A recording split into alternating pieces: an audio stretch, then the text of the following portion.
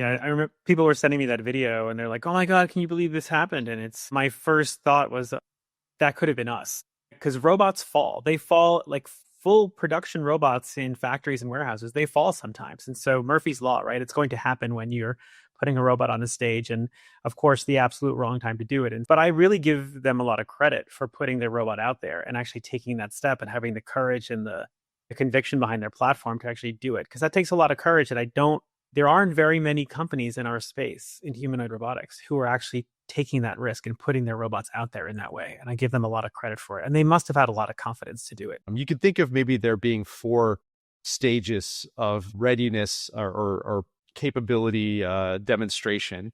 There's the video demo, there's a live demo of the technology, then there's a proof of concept of actually doing some work in some environment that's realistic for some sort of use case.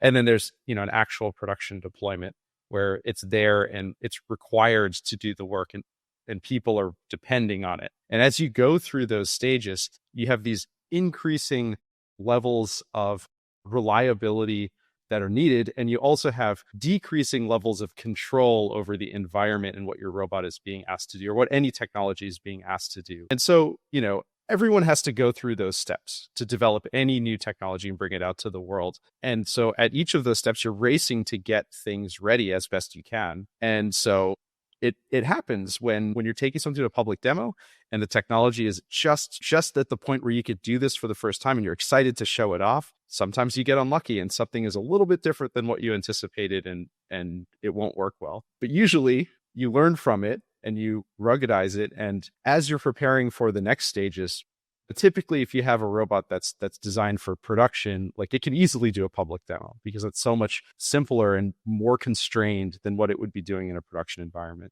But you have to go through these steps to get there. And so it's hard to see anyone who's sort of reaching for getting to one of these steps and then not quite landing it because, they can get there and you want everybody to kind of succeed for the industry to demonstrate what we're capable of as a whole.